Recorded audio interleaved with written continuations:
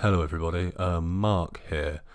This episode is a little weird. Dylan had some audio trouble, and so everything he says sort of cuts out every few seconds for like a second. You can still kind of follow the conversation, and there's a bit later on where myself and Jack talk about Pokemon for a bit, and that's fine. There's a bit where I talk about Hitman at the end, and that's pretty much fine. But it's not the easiest to listen to some parts of it. So just as a warning, couldn't really edit around this one. So yeah, it's just kind of how it is, I'm afraid. With that, here's the episode, I guess. Sorry. Hello and welcome to Shouting Over the News. This is your weekly game something. We do stuff. I'm Dylan and I'm joined by Mark. I'm trying so hard not to laugh at that flubbed intro. Yeah, Hey D, how you doing? I fucked it, but it's cool. We're rolling with it. I'm good. Ready to not talk about many games today. How are you, Jack? Yeah, I'm alright. I've got a bit of a cold, but I guess we can, I'll survive another podcast. It's all good. So we'll bash out a quick one. Yeah, Hopefully man. we don't kill you. That would be sad. But good content. Oh, what? I don't know, would it? Honestly, I don't think our listener numbers would even bump in the slightest. If we just just during this podcast, one of the presenters just dies live on air. I don't think it would bump in any way. Views. But how would anyone even know? That's the thing. We People don't have a like big enough stuff. audience for people to notice. No, that's when I don't know. Share it on Reddit. Hey everybody, check out my podcast. Jack just died. Shameless self. Chor hasn't been in enough of these that we could probably just get Chor to start linking it up on Reddit, being like, holla, this podcast is pretty good. And it wouldn't even be self-promotion. Nobody would ever know. That's true. Because you'd have to listen so far back to find out it was even him. You'd have to listen to so much awful podcast. I mean, this podcast about games, we're currently just talking about how bad our podcast is. So, really, that says enough. Well done for listening, all 4 people who ever listen. And I'm fairly certain some of those are the very people on this podcast. Oh, mate, not me. I never listen to anything we do. I often forget. And then we get around to the next record and I'm like, oh yeah, shit. That's already This is been the thing we uploaded. do. I do sometimes listen. But, I listen to it happen live. So, Whoa. yeah, baby. I got the front row seats. Okay. Seat. There's just a singular one right here. But, Okay. Okay. Right. That was a great intro, guys. We don't actually have video games. loads to talk about. Nothing really seemed to happen this week. Everyone, like you were saying just before we started, Mark, everyone seems to be talking about Fallout 76 and how terrible it is. But since none of us have played it, it seems rather ridiculous that we would talk about it. Actually, you know what? Actually, I just remembered there is one bit of discussion Oh. we can make about it that you don't need to have played it to, I think, have an opinion on, which is that the game has been out for a week and a half and is already 25% off in the Black Friday sales. Really? That's pretty remarkable. And due to Oh, extreme wow. bugs and server glitches, I've seen multiple accounts of people who haven't even been able to play it for the majority of that week and a half. Fucking hell. So it seems like if you had just waited, you would have got it for it seems like a more reasonable price of like 30 quid as opposed to 40 quid, or $40 as opposed to $60, and it translates weird, but that's about what it's at the moment, I think. I mean, like, the Nintendo yeah. Switch, which has been out for... Yeah, just over a year, innit? That wasn't even 25% off in the Black Friday sales. That was like a sixth off. Yeah, like I don't necessarily think, like, obviously this is a Black Friday sale, so there's it is going to be like a deeper cut, and it's on the software, so it's a bit different. But I also think that they wouldn't have done such a deep discount on it if it wasn't for the fact that it has been absolutely slated. Yeah, Yeah. it's I mean, there's so much bad stuff coming out about it, right? like you say as well, Mark. It's at the moment from the videos that I've seen of people playing it, it seems to be riddled with bugs, like just so many glitches and just everything doesn't seem to be ironed out the way that a Fallout game should be. And I mean, I'm not saying obviously previous Fallout games have had their shortfalls, but it just seems that this was a bit rushed. Yeah, a lot of the discourse on it seems to be like either it should have come out and not been a broken, buggy mess, or it should have come out with an early access label on it and cost not a full price game. Yeah. Because it seems like what they have produced is an early access product. I mean, there's clips of it like with textures not loaded and stuff, isn't there? Yeah. Yeah. And there was a really funny bug I was reading about. There was a Reddit post about it of a guy whose character is immortal, can't die. Just because it's glitched. It is just won't die. They've tried so much to kill them, and they just can't. So it's like weird stuff like that. Like, how does that even happen? One character, for some reason, their account make them immortal. In a multiplayer game as well. Like, yeah, so this game, golf which, status. using UK prices, this game was £50 full price last week when it came out. Now, a week and a half later, from Game, Argos and Currys, you can get it for 35 quid, 37 quid and 33 quid, respectively. Fucking hell. Wow. Yeah. And I do not believe that it would be that deeply discounted if it wasn't for the fact that it has been slated. Yeah, probably not. Yeah, and like, imagine if a Call of Duty came out and someone's character had glitched so they were invincible. Yeah. That would be dumb. In any old standard Fallout game, it would be annoying because it would take out any challenge of the game. Kind of funny as well, though, wouldn't it? But in a multiplayer game, when you're playing against other people,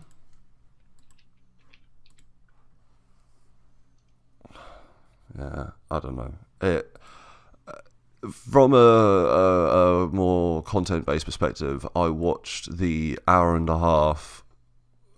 50 minutes or so quick look that Giant Bomb did on release date, where they played the beginnings of the game and then onwards for a bit together, and it looked pretty boring.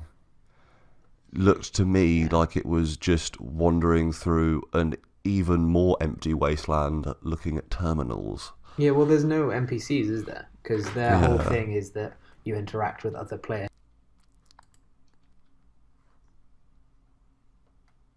Where, like, nobody's going to choose to be the quest giver.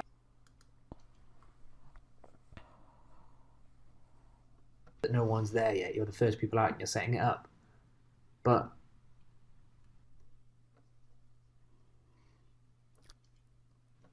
Yeah, it seems... I don't know. Maybe... So, something that I have had to remind myself is that when the Elder Scrolls Online came out, it was a very, very similar quality of experience, and since then has gone on to become immensely popular and very successful and polished, and we actually have a number of friends from outside this podcast who have played a lot of it and seem to think quite highly of it. yeah, Yeah. Not that I think, if you've played a lot of it and think highly of it, I think it's a good game, but it seems like something good can come from it, and so there is a chance that they will recover this. But again, I don't want to be that guy, but this is another Fallout game that's coming out that's really fucking broken. I think they're kind of getting a reputation because they got away with it for a while because obviously it's pathetic.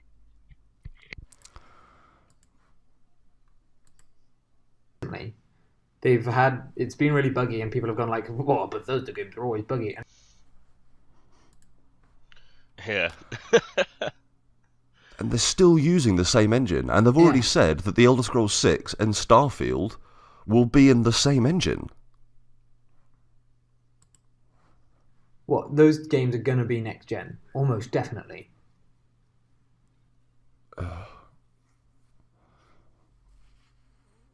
Laster gen, yeah, because it's. I mean, I guess what do you mean last from this gen?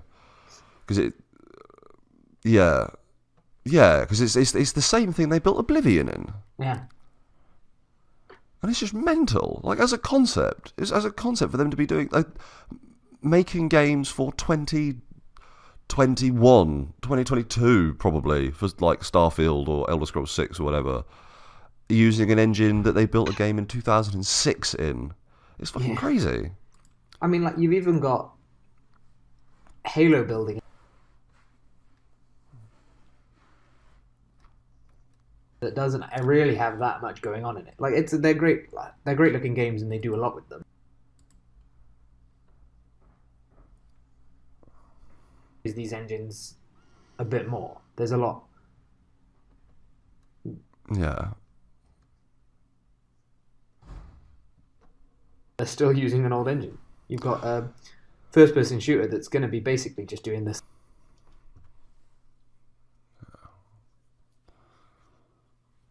You'd expect Bethesda to give it a shot. Yeah, and I appreciate that, it's not Fallout 76 looks worlds better than the Elder Scrolls 4 Oblivion. Yeah. I appreciate that they have upgraded parts of that engine, they have changed things out, they've swapped it. But then my argument would be, if you've been using the same engine for 15 years to make functionally the same kind of game, why is it still fucked when people like CD Projekt Red come along, build effectively a brand new open world engine from the ground up for The Witcher 3, and it is less buggy than your thing, and it's also a bigger, more detailed world than anything you've ever done? You should at least be able to patch those bugs as you go along.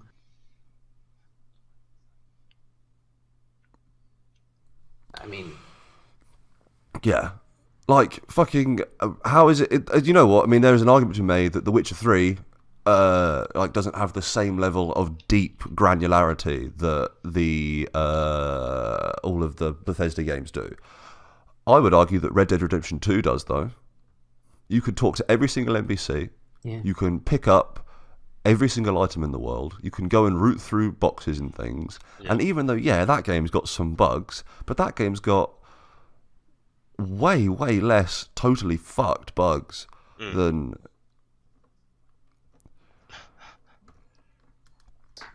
Yeah, and like obviously they're combining a network with 76 now, so you bring in network faults, but also it's not their first online game either.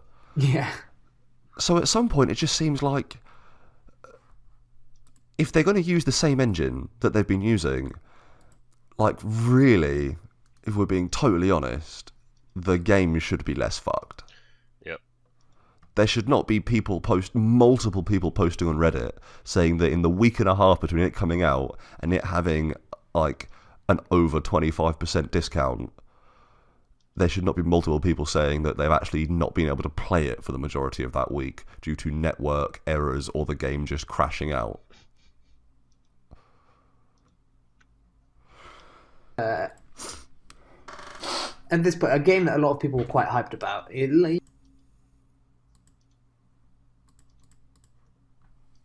This is a company that when they release a game, people get pretty excited about it. But at this point,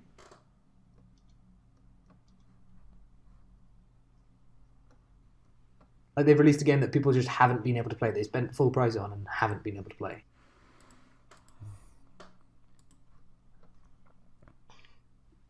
How can you... I don't know...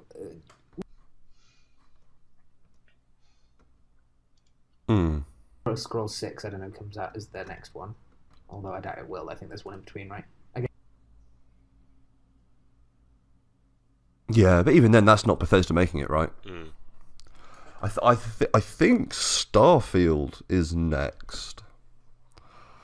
I think I've been hearing more about Starfield has been rumoured as being in production for a while, And Elder Scrolls 6 was obviously, everyone knew they were making it, but you weren't hearing like rumors about it. And then they had that like 5-second teaser that just said Elder Scrolls 6. They've probably just gone, oh, we need something to get people excited because, you know, we'll announce this.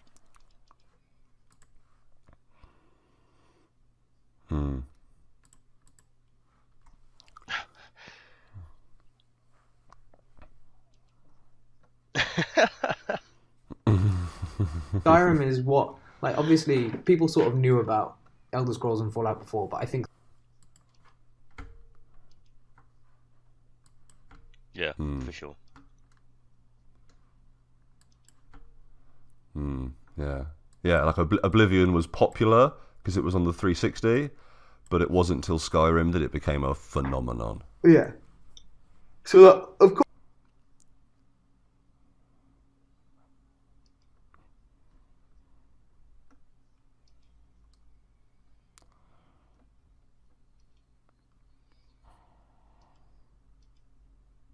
but Yeah, at the this only point, games that definitely I pre-order are games that I'm just like, well, I know that I'm going to buy it. I just want it to come to my house in the day. So like fucking Red Dead, I knew I was going to buy it. It comes to that. Like Breath of the Wild, pre-ordered because I'm going to play Breath of the Wild. Like Hitman, I pre-ordered because I'm going to fucking play Hitman. yeah. Well, I mean, look, it's But- me with.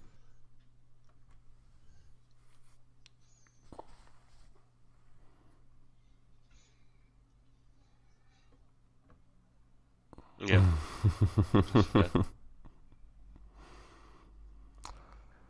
Yeah, I don't know. Yeah. And the, you know, and the fucking the bummer about the whole thing is that they will make back their production budget on pre-orders alone. They already have. I fucking bet. I bet if you could total up the amount of people who in their head are like, the moment I get the chance, I will pre-order it. They've probably already got their production budget in Mindshare ready to go. So like, because it's Bethesda games, but I don't know. It's just a little bit frustrating when it's such a powerful, successful company that has the potential to do so much for the industry feels complacent.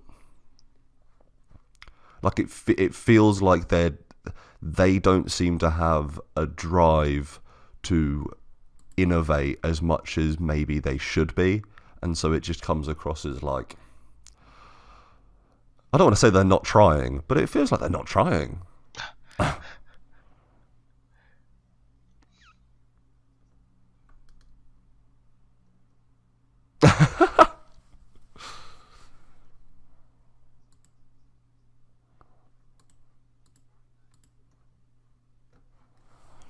Any sort of particular. They've just taken Fallout.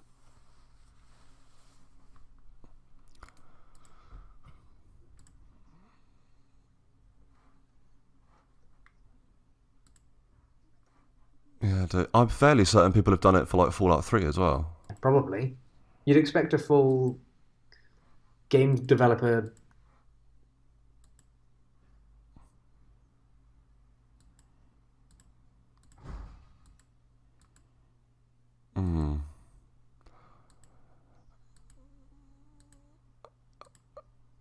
Fallout 4, there was loads of bugs in that. Maybe not as many as there are with this one, but But that was it. Like I was so excited for Fallout 4 because Fallout 3 was incredible. And then the moment it came out and everything was like, it does not iterate or innovate on Fallout 3 in any way, and in a lot of ways is actually still just as unpolished an experience. And I was like, well, all right, I guess I can just miss this one then.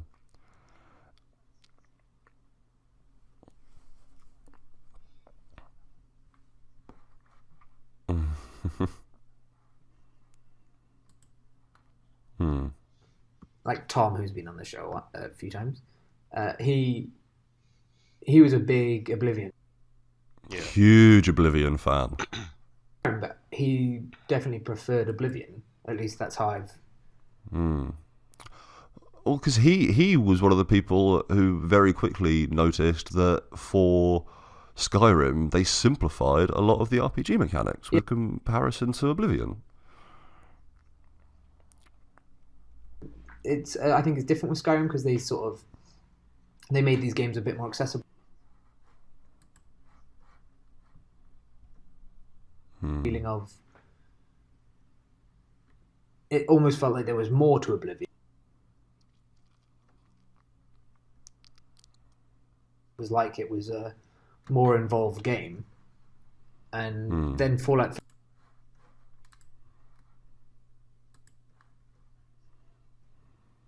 They didn't add anything to it, right? They didn't make it simpler, I guess, but I mean, they added base building, but then also, like, I watched Tom play through quite a chunk of Fallout 4. yeah. And like they massively like the quality of the writing and the storytelling is also like it's reduced. It's not as much of a well polished experience. I don't know. I don't want to be one of those people who's like always ripping on Bethesda because it's popular too. I want Bethesda games to be good. Yeah. Is the thing. Like I don't want any games to be bad. But I also think that Bethesda should do better because they have the money and the time and the audience that they don't have an excuse not to do better. Scrolls 6. People are going to pre-order it, even with all of these sort of.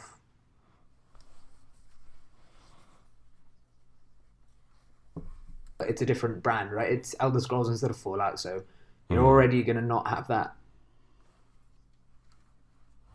Alone. They should innovate with it. They should do something out there.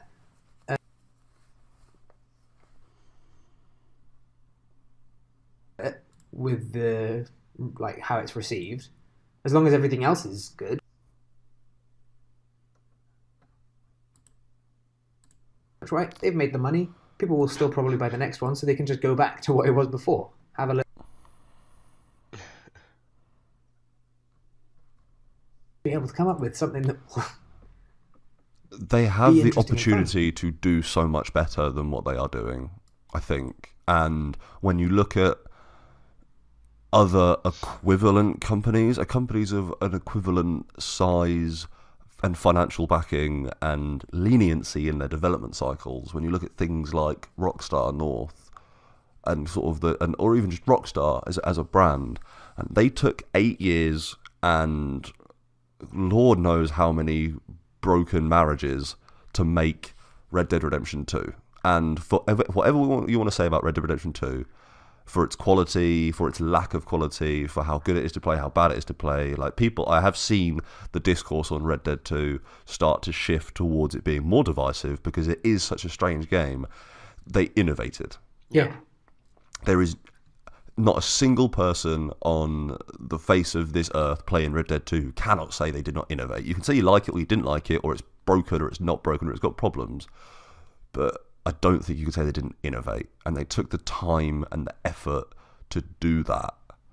And I don't know what Starfield is, and there is every possibility that maybe Starfield will be something really fucking wild. Yeah, I mean, But it's a new I thing. bet Elder Scrolls, yeah, it's a new thing, it's a new IP. But I bet Elder Scrolls 6 doesn't innovate. Probably not.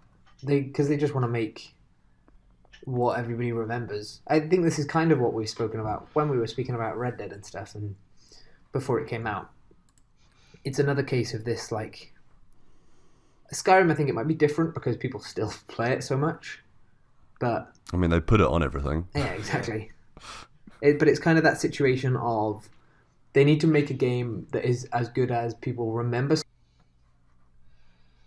Skyrim was. And that's quite difficult because it's one of those games that's become people's heads. Like you remember, and for a lot of people, it was kind of their introduction to the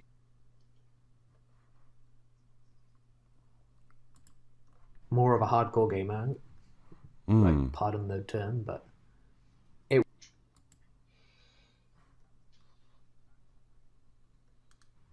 And I'd never played a Bethesda game before that. I don't think.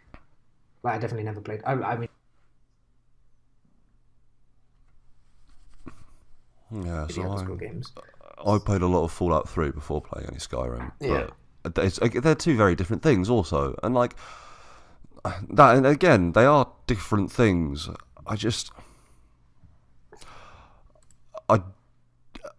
Fallout 76 was never going to be for me because I don't really give a shit about the kind of experience they're pushing in that, because it's like all of those survival games that I get bored of in an hour combined with like a more online multiplayer experience thing. So like, it was never going to be for me, but I want them to do better, man, because fucking Fallout 3 is so good. Fallout 3 is like crazy fucking good.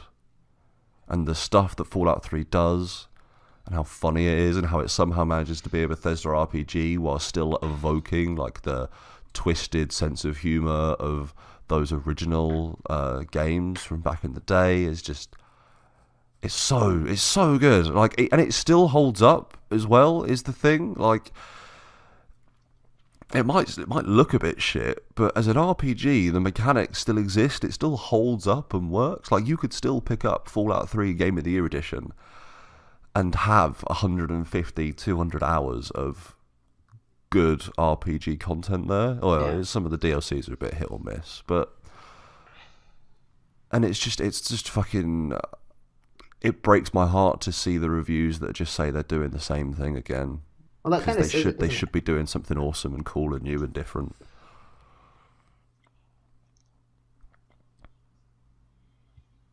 I don't know. Sit next to your friend while he plays Minecraft. Then you've got. And you're probably going to have more fun. Yeah, like there is cheaper. probably an argument to be made that you would have a more fun social Fallout experience by having you and a mate sit on a sofa with a few beers and play Fallout 3 and just like talk over the decisions and character build together. You know? I think when that's a possibility,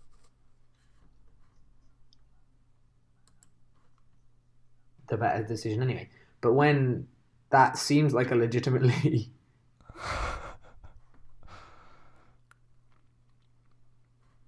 it's right. Yeah, for sure. So, We managed to get a lot of chat out of a game that none of us have played. impressive. Do we want to have a slightly more cheerful chat before we call this a show, or I don't know, Dylan. How you are the host? Just you can. I'm happy you can run to. this. We were gonna ask Jack how his Pokemon experience has been going since last we spoke.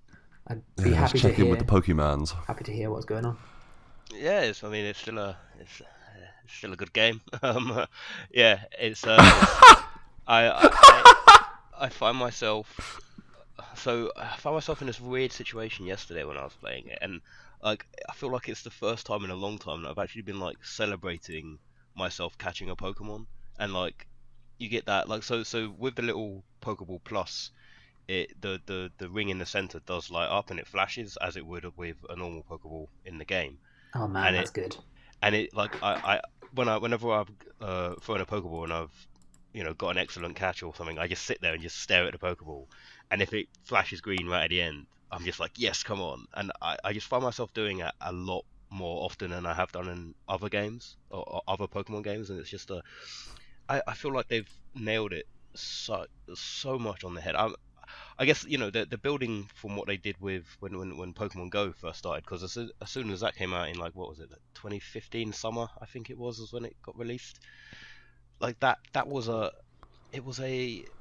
again walking around, going out into parks with friends, and everyone seeing the same Pokemon at the same time, and then you catch it and your friends don't, and it's sort of like, yes, I've caught it, and you just get that really, I don't know, it's that really weird sense of like satisfaction, I guess, of when you see a new Pokemon on the screen, and then you actually walk over to it and you catch it, and you're like, yeah, come on, man, this is what it's all about. And I just I Yeah, it's it's brilliant. I absolutely love it. I think yesterday I just beat the sixth gym, so only got two more to go and then the Elite Four. Mate, fucking Mate, smash it. you are churning through this motherfucker. Yeah, so one of the things that I think that they've done well as well is, so obviously in all of the old Pokemon you have you've got your TMs and HMs, your technical machines and your hidden machines, which are moves that you can teach to your Pokemon. And the HMs normally it used to become a thing where I think the most common one back in the day was you just pick up a Machop and just have him as your HM slave because he could learn Yeah. like Strength, Rock Smash, and a couple of others, and you just sort of just pick him up whenever you were going to the Elite Four, and you're like, right, you know all of these moves, we can just get through this, and I'll never actually use you as a Pokemon in battle, but you'll just be there Yeah. to help me get through it. But what they've done in this one is instead of having HMs, like they still have TMs and they still have the moves from HMs, but now they are classed as being TMs. So all of the hidden abilities are actually learned by your companion. So you'll be walking around. So when I got to the the Go Park, there's a guy there who's got a surfboard and he's got a Lapras next to him, and he's like, "Hey man, look at how well my Lapras is swimming. I can teach you how to swim if you want with this surfboard." And then your Pikachu jumps off your back and is like, "Hey, I want to learn it," and your Pikachu just learns how to surf. I so always knew so Pikachu could surf, man.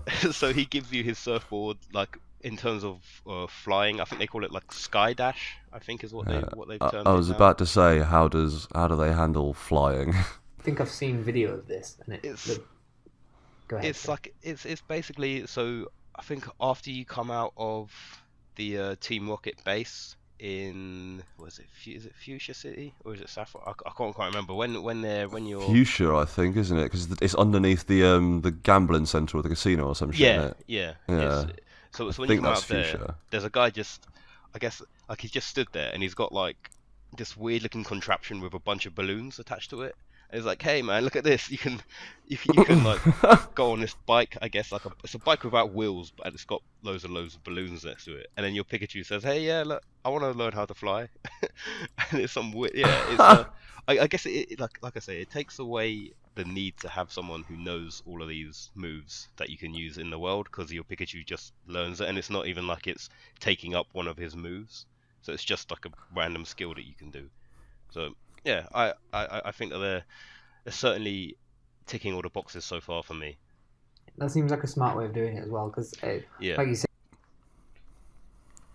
yeah, But they seem to want to make this Pokemon like they want it to be more about catching them all.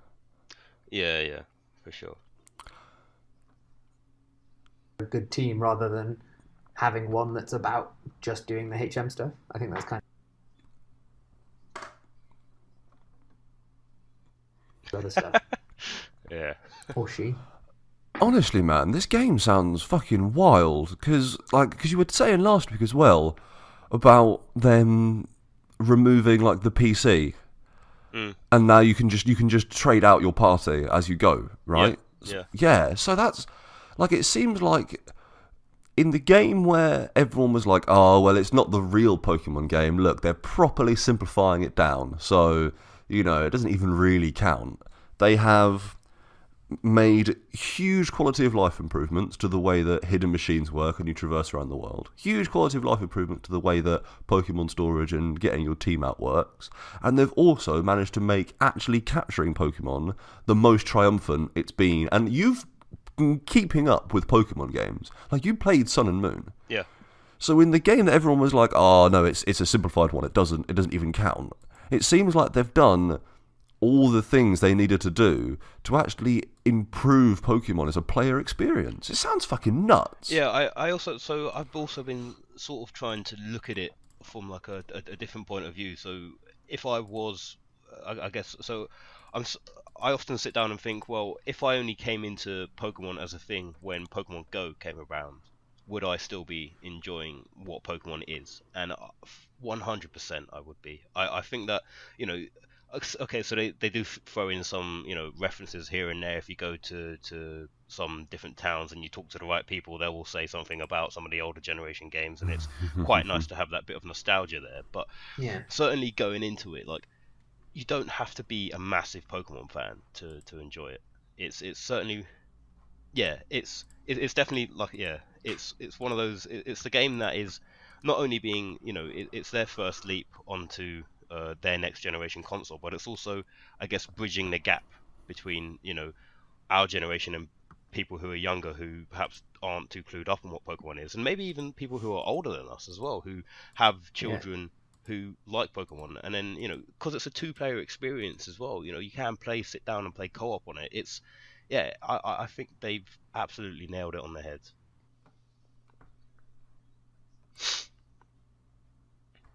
Definitely lots of people who play Pokemon Go that didn't play Pokemon. I mean, Yeah, when it was actually a big thing, you saw people sort of talking about that this was kind of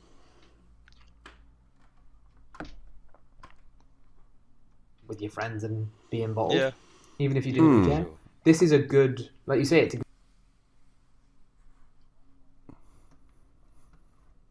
of, like, I don't know if you've ever spoken to our friend Mikey about Pokemon, but he's really Yeah, He's into like EV training and shit, isn't he? Yeah. Like he does the real shit. like like you have to.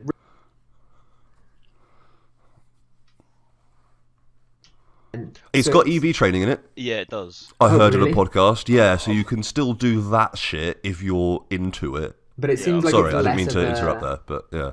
You know what I mean, right? It's not it doesn't seem as much of a daunting Pokemon game, even if it's No. still No. kind of obviously very uninvolved. You were just walking around and occasionally swiping on your phone.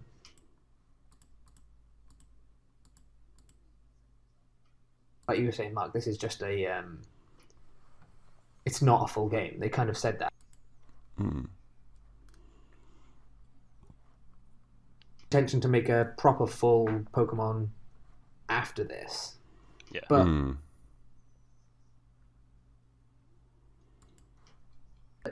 it seems like they don't really necessarily even need to make anything particular.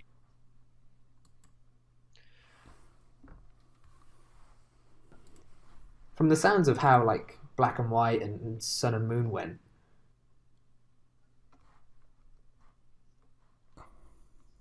of reimagining of it is the best thing they could do. Yeah, for sure. It makes me I think, yeah, it's I guess, yeah, I guess it's a good foundation on what they can build on as well. It's they've done it once now, and they can see how much of a success it is. I'm not quite sure on what, like, the actual sales figures and stuff is, but I can probably guarantee it's quite high, and the reaction as well seems to be quite positive, not just from myself, but from all of the reviews that I've been reading as well. It seems to have, I guess, reignited some. Again, it's good that I've had previous experience with Pokemon, and I guess our generation have basically grown up on Pokemon. What was it? The first Pokemon game came out in like 1993, I think it was 94. yeah. Somewhere and like that, I think yeah. it's 1994. it's one of those. It's just one of those things that I think even when I'm getting on and I'm like 30 years old or something, I'll still enjoy it. I still think Motherfucking Pokemon. yeah, it's absolutely insane. And then, of course, next year you've got the Detective Pikachu film coming out, which is Yeah. that looks bizarre, but it looks awesome. Took it off of their Pokemon Go popularity. Maybe it took. It seems to me like whatever the next quote-unquote proper Pokemon game is poised to take over the world. Yeah, I mean, if they do it Like- right, they could make something Yeah. that's just like the next big thing. I mean, Pokemon Go was the big thing, right? Everybody would it like.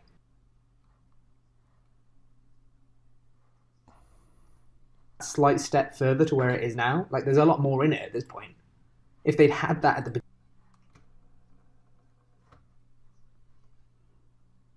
your battle's a little bit more involved.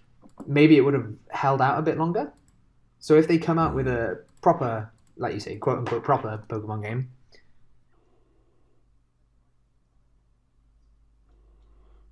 or yeah, like you say, I think it has the opportunity to be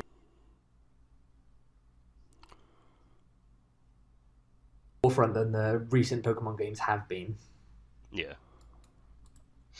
Yeah, like I think because so like but it seems like the confluence of everything, like it's all coming together in a way that you've got Pokemon Go took over the world, like undeniably, and it caused a resurgence in the popularity of Pokemon that we haven't seen in a long time. They were already starting to make quite significant changes to the way Pokemon worked in Pokemon Sun and Moon. Yep. Weren't they? Because like in Sun and Moon, you can do the gyms in like different orders and weird shit, can't you? Oh man, I think. Was someone telling me that? I feel like Henry was telling me that or Sun something and Moon weird. doesn't even have gyms. Yeah, that's it. Yeah, it's like islands or something fun or something weird, isn't it? Yeah. Okay. Yeah. So you've got like Sun and Moon's already started to change things up. Pokemon Go was huge.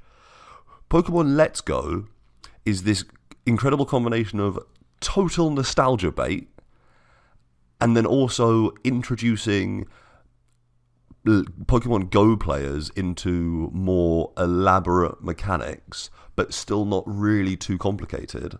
Detective Pikachu is also about to hit, which is such a weird fucking thing. It's guaranteed to get people thinking about Pokemon again. everyone's already talking about it. Yeah. I mean, we could do an entire podcast on that fucking trailer. That Mr. Mime is terrifying, and I love it.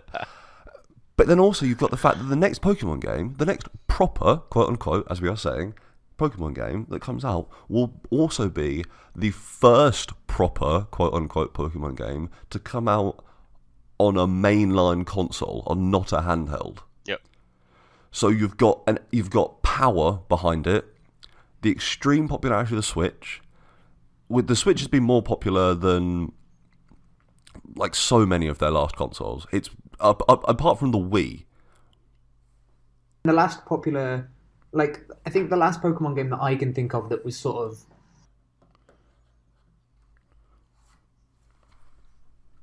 I was a kid, so there is a difference there. But like Pokemon Diamond and Pearl is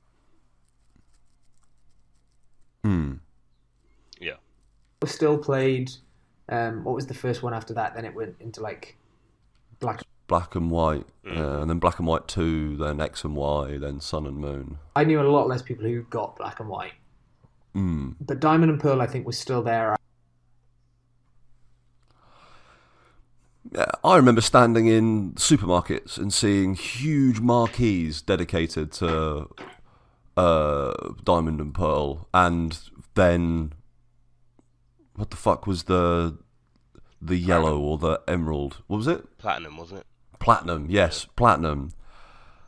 And so like it was crazy popular. And since then, I've stood in supermarkets at the same time other Pokemon games have come out, and they haven't had sort of marquee standees at the end of aisles and stuff, which that one did. But like that was the first one on the DS, right? And the DS was immensely popular.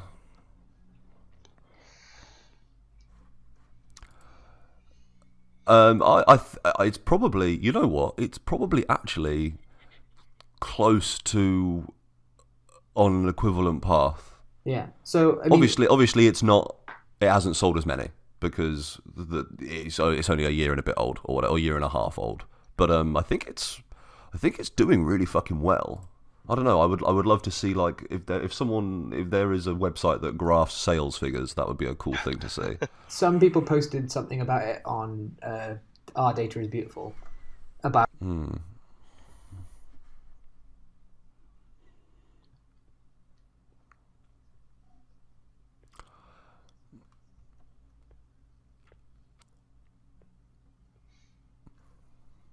a while, right? With all this Pokemon hype, I agree with you completely. Yeah, like they, and if they, I don't know. So Jack, as the person here who's playing Pokemon Let's Go, do you feel like the changes they have made in Pokemon Let's Go are changes that are valid enough to the Pokemon experience and not just the Pokemon Go experience, that they will end up in whatever the next Pokemon is. See, I was just thinking this myself. I really hope that they keep the whole catching mechanic. Yeah. In Really? future Pokemons. I honestly, and like going with that as well. I think that having the wild Pokemon in the grass and actually seeing them in the world as well is a huge help. It again, we talked about it on the last podcast, but it certainly speeds up the longevity of some of the areas. And it also, to, they're trying to enhance the catching experience, and no one wants to, walk around in grass for ages to try and catch one Pokemon that's specific to one patch of grass on a certain route. Yeah. And having that pop up in world, as soon as you see it, you head over there and you want to catch it. They're sparking that. That's the thing. Pokemon is gotta catch them all. That's the slogan.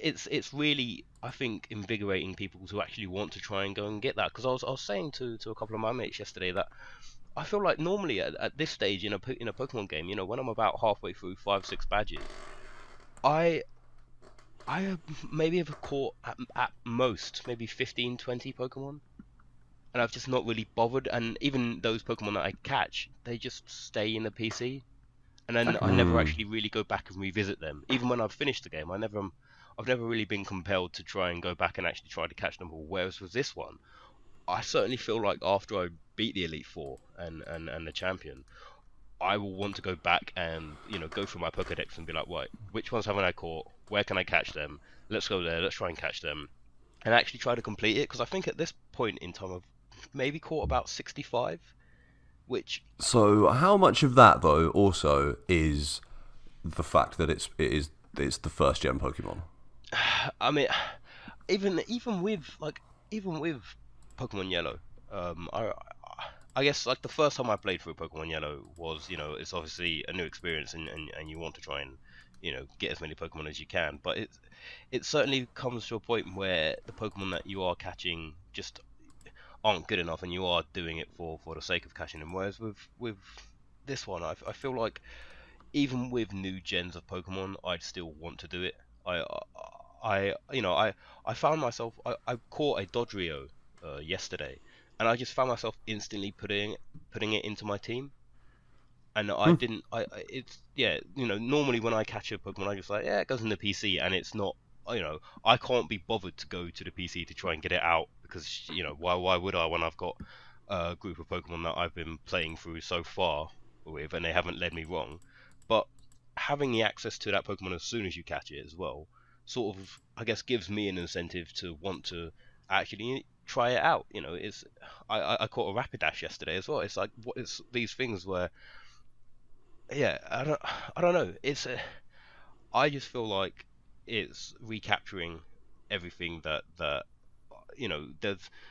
was always going to be some concerns about it being their first next gen console, and it becoming Pokemon Go, and people not wanting, or perhaps not getting the audience that they wanted it to have. But I definitely think that they've recaptured it in such a brilliant way.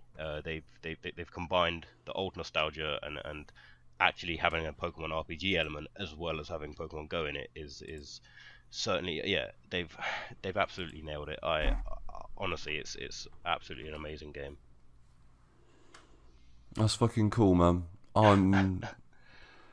I actually, while we've been talking, honestly, I've actually been on Amazon looking at Pokemon Let's Go. So I'd be like, God damn, I need to fucking see what's going on with this shit, don't I? God damn it. I mean, I think it would be.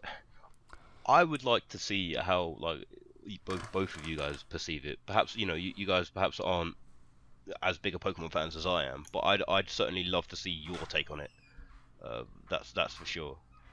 Yeah. Was the last generation that I kind of played, but Yeah. then and before, I adored Pokemon. Oh yeah, for sure. Kids were, right, so that's not saying much, but I definitely want to play it.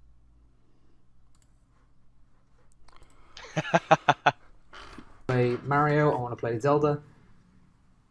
I want to play Smash Bros. Whenever that. Oh man. It's the Switch is a strong console at the moment, man. I can't think of many consoles that have so many like must-play games in their first 18 months. And they immediately came out with it was just sort of release after release that was kind of. Yeah, I mean, there is a good argument to be made that they also totally blew their load in their first year by doing a Zelda and a Mario. But theoretically, yeah. Well, They've said we've got a logo. Yeah, it'll be there eventually.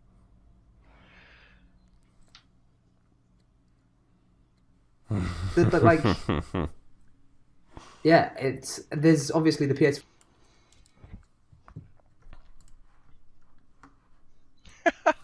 Oh man. But those have you come played out all the over Xbox the games you want to play, right? Well, This is true. I mean, I guess also all the Xbox games you have been playing kind of non-stop for the last 2 years have been not Xbox exclusives. Titanfall and Destiny. yeah, there's Destiny.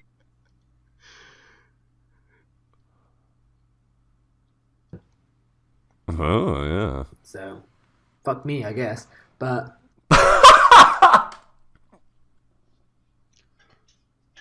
immediately, like the PS4's had it over its lifespan, right? A lot recently, so like.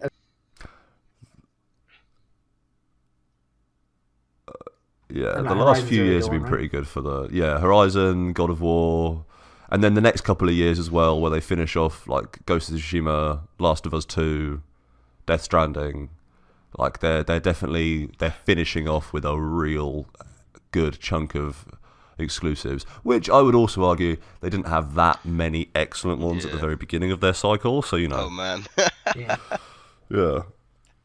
It's fucking crazy, man. The Switch is cool. Yeah, I'm looking at Pokemon's right now, and it's Does it? oh, it's fucking expensive though, fam. Though it was also same day delivery. So if I hit this button right now, by this evening I can be playing it, which is Oh quite shit!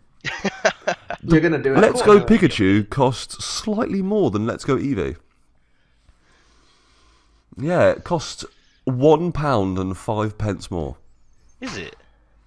Fuck Because Pikachu. fuck Eevee, I guess.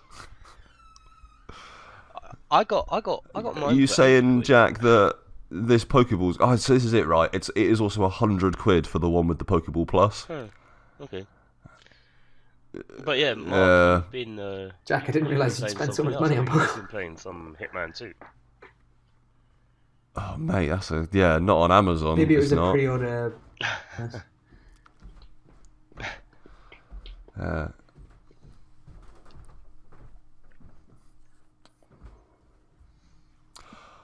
Yeah, so this happened last week as well. We ended up speaking about Pokemon for so long that the Hitman section got reduced to nothing, and I don't necessarily want to be. We are nearing that hour, so I won't ramble on for too long.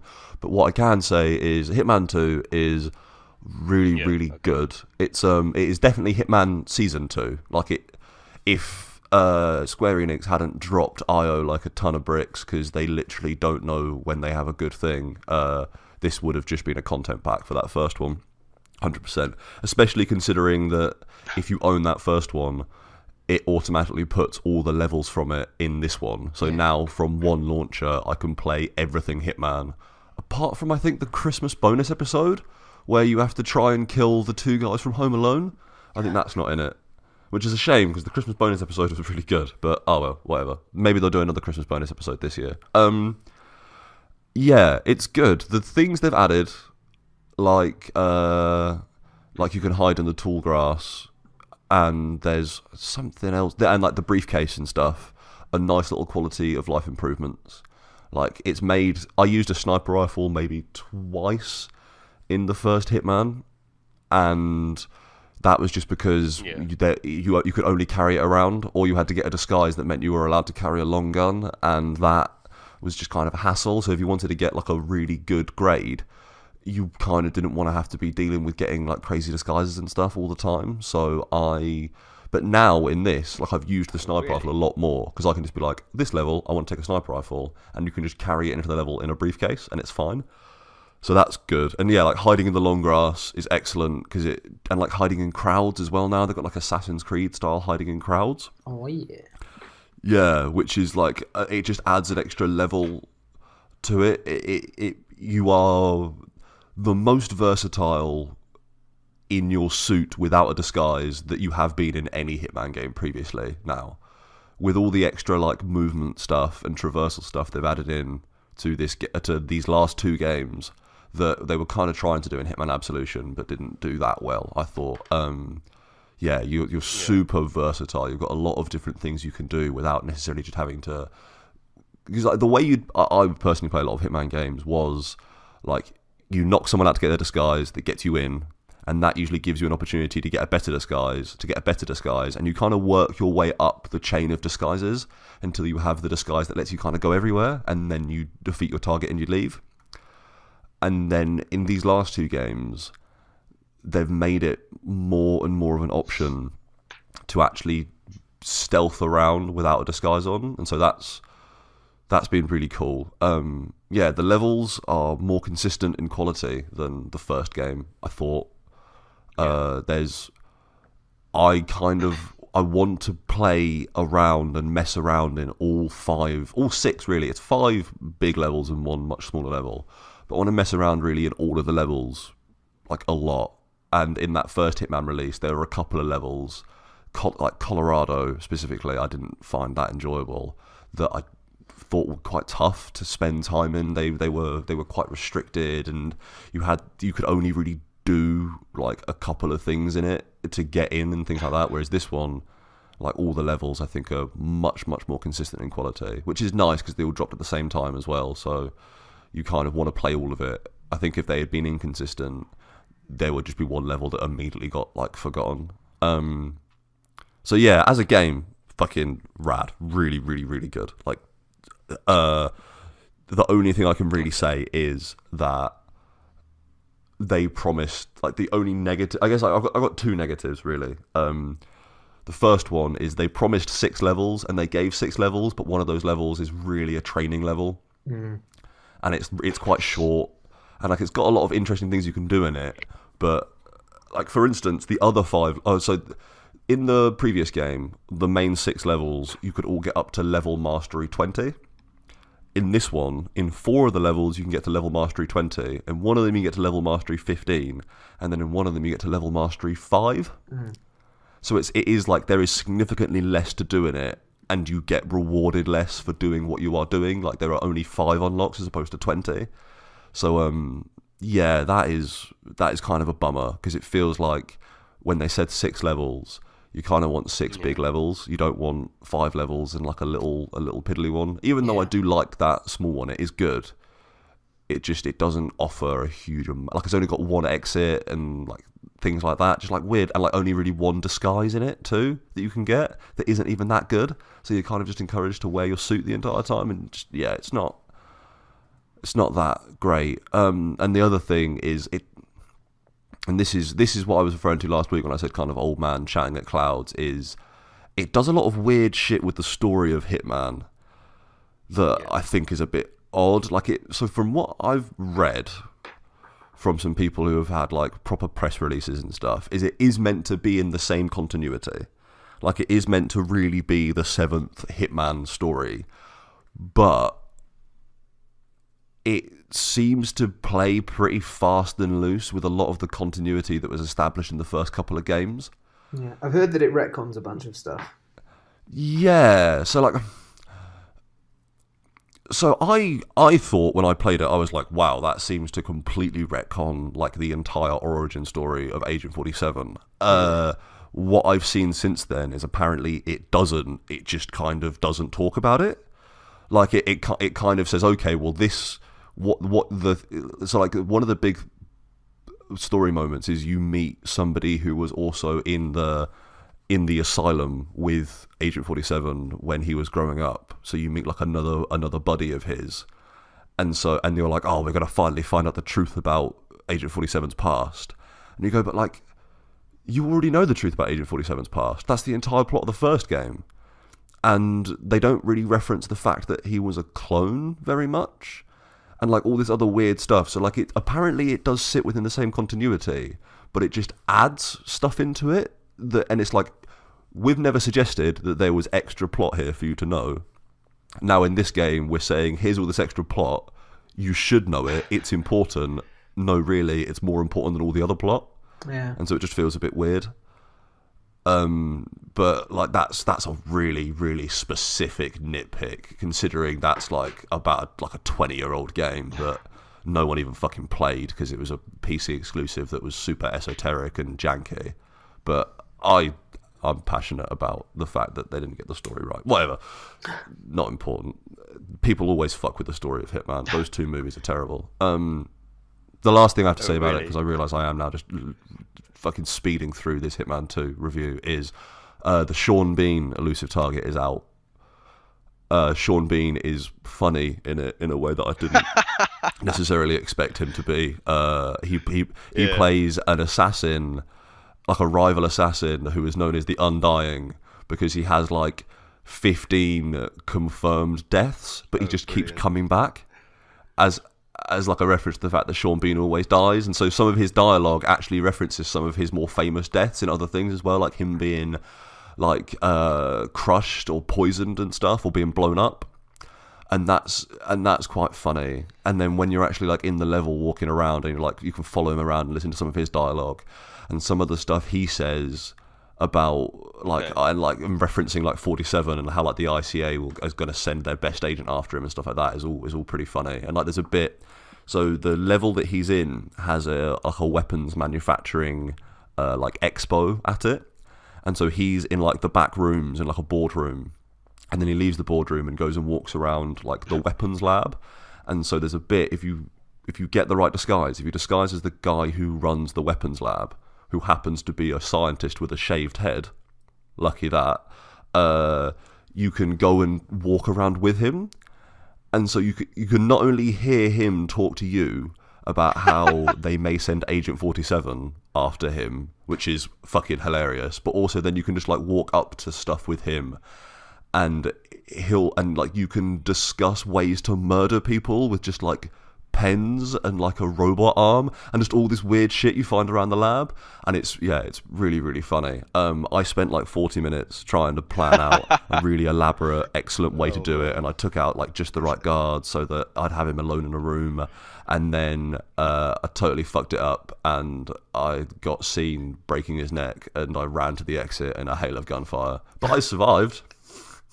So, you know, yeah, Hitman 2 is good. That elusive target, the Sean Bean content is good. Yeah, as you can tell, literally the only gripes I have with it are that it's like a super esoteric, very small little things. I spent 55 hours in that first game. I imagine I'm going to spend the same amount in this one, and then I'm going to have to go back and play the levels from the first one as well to get all those unlocks again. Yeah. So I will be playing this game.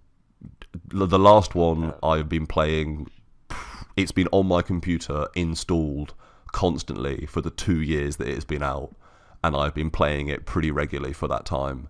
I will imagine I will be doing the same thing with this. It is a fucking good game. So yeah. Yeah, that's Hitman 2. We managed to get quite a long shot of what we were expecting to only be, like 20 minutes? Yeah, turns out we can complain about Fallout 76 and rave about Pokemon for as long as we need. Oh. My audacity seems to suggest it's not been as long as I thought, but oh well. Yeah, I mean, there's nothing else for us to say, really. What does your Audacity say it's been? It says 39 minutes. Oh. Yeah. Mine says an hour and 5. Oh, actually, down on the bottom, audio position, it says an hour and 5. On the scroller at the top, it says 39. So we'll see how that goes. That'll be fun. Let's end this quickly before your Audacity breaks any more then. Yeah. That's been Shouting Over the News. You can find us on SoundCloud and iTunes at Shouting Over Static. You can find us on YouTube at Low Expectation Media, and the episodes are all up there. That's, I think, it, right? Yeah, Yeah. Okay, good. we don't do anything else. There's nothing else we do. Maybe eventually, but not currently. One day, maybe, if One I day. can be bothered. I don't Yeah, think we did. if we no. find the time and effort. Hmm. Anyway, that's been Chatting Over the News. It was lovely talking to you guys again. And did we announce last week what game we would be playing? We didn't. We didn't, but We have were still in the decided. middle of the world's longest fucking boondoggle to work out what game we were playing. We did a tournament bracket. We had already kind of decided on one before we attempted the tournament bracket, but thought let's go through it anyway, see what actually comes out. Let's spend literally 3 days and all of our spare time in those 3 days doing a double elimination tournament bracket using Facebook polls to decide. It took a while, but it was incredibly not worthwhile because we just ended up deciding that we would be playing Sleeping Dogs, and that is what we had decided we were going to play before we attempted the bracket.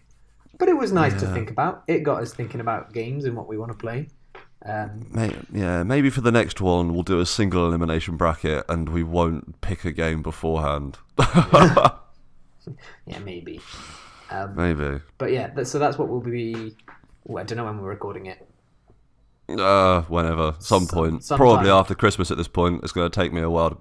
It's a relatively long game, and I got a bunch of other shit I want to play before Christmas as well. So maybe we'll be coming in with January. We've got some stuff for Christmas anyway, right? So yeah, there's other episodes to look forward to in December, and yeah, I guess Sleeping Dogs around January time. It might be the season 3 premiere. Whew, exciting times, baby. Yeah. So see you next week, I guess. Bye.